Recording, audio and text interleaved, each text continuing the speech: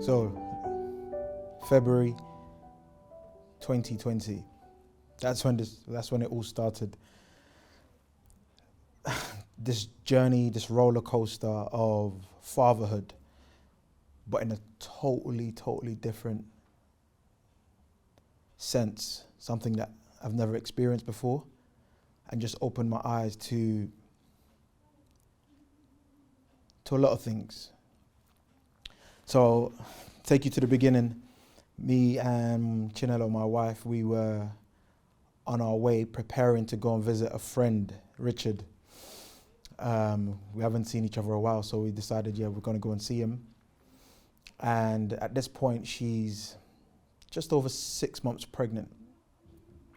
So our baby is due in May. So anyway, she tells me that she can feel something trickling down her legs, and it feels like her water's broken. But we're thinking, surely not. We're 3 months away from the due date.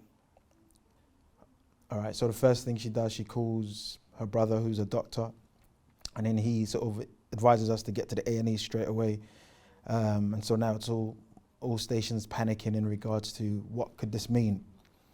Anyway, so we got ready, we went to the A&E, just more leaking and just a little bit more distress, not understanding what's going on. And so eventually when we're seen, said her water has broken, and what they were trying to do now is to try and limit the leakage and to try and make sure that we keep the baby inside. So it was Operation Keep the Baby Inside at this point, because it was just way too early. And so they did everything that they did. They kept her in. So she was in hospital for about a week. One of the things they do straight away is give you a steroids injection to help with the development of the baby's lungs and all these other things. So she was bedbound in hospital, not to move, not to do anything, and eventually, once they were comfortable with her, they said that we can go home. So a week later, I'm at work and I get a call from my father-in-law. It's more than one missed call. It just keeps coming. I'm thinking, what's happening? I'm in parents' evening at this point, so I'm speaking to a parent and I can just feel my phone vibrating. So I'm about to round up the conversation with this particular parent, and I remember exactly who I was with at the time. She's now a second-year student studying law, so shout out to Aaliyah. I was speaking to her and her dad, and then once they left, I picked up the call and I was told that the baby's coming. So I'm at the other side of London now, so I'm working in East London and have to travel all the way back to St. George's. And so it's an hour and a half journey, and this is now in the middle of rush hour traffic.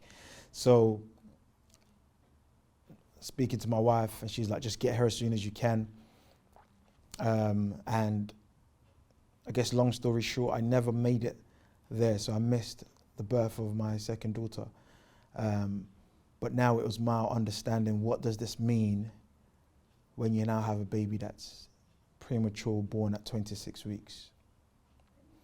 So got to the hospital, saw my wife, and she said that the baby was taken away and she's now in the neonatal ward, NICU, intensive care. And so once she was settled and was able to move, we decided, okay, we're going to go and see our daughter. But nothing would prepare me from what I saw at that point.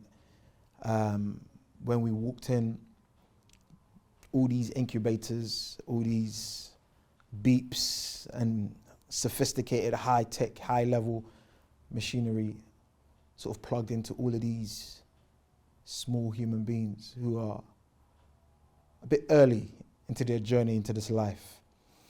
And as we walked to see our daughter, I've never felt this feeling before. It was a feeling of shock I was scared.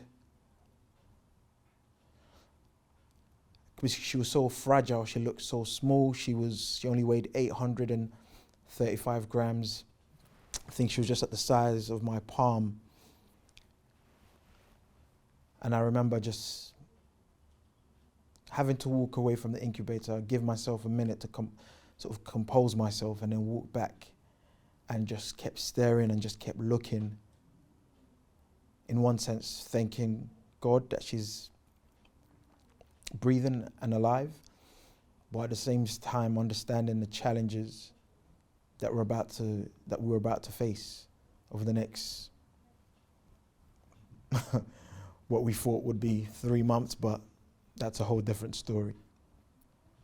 So that was the moment where we saw our daughter Ezinne born at 26 plus 4, 835 grams, connected to all the machines, CPAP, BiPAP, all of the PAPs. And seeing her being so fragile, it took its toll, and just watching all the other parents that were in that ICU with us, who were already within their journeys, and we were at the start of ours. Shortly after, one of the consultants called us in and sat us in the room. She was very polite, very calm, trying to reassure us, but at the same time, I felt like there was a reason for this conversation. One, to give us an indication of what has just happened, what to expect, and what will now continue to happen moving forward. But the thing that stuck to me the most during that period was when she said that our baby has a bleed in the brain through the trauma of coming out early, and so on and so forth. And at that point, I just kind of looked to the ceiling. I don't know what I was looking for, whether I was looking for answers to see why is this happening to us? What does that mean? Is she going to be okay? I just had loads of questions, but I couldn't ask them. Sort of stunned into silence. Held my wife's hands and just focused and listening, and she did all the asking in terms of the questions, trying to understand. So yeah, that was a difficult period. So when she finished speaking to us, and then another nurse, another specialist came to speak to us in regards to what my wife had to do and what we had to do at this early stage of producing some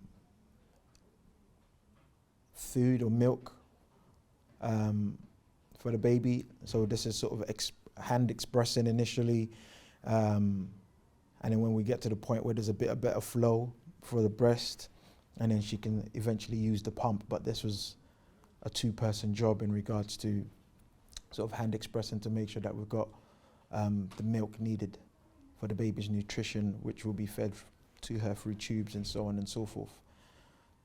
And at that point, I just started thinking about parenthood, started thinking about fatherhood, and all the different aspects to it. Many people going through so many different emotions, traumas, experiences, and sort of being pushed headfirst into this new situation and not really understanding how I was going to come out the other side. But I just knew that I had to be strong, had to be there emotionally, not just for myself, but for the family.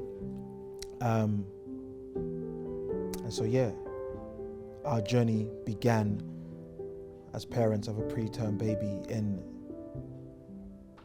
neonatal intensive care unit.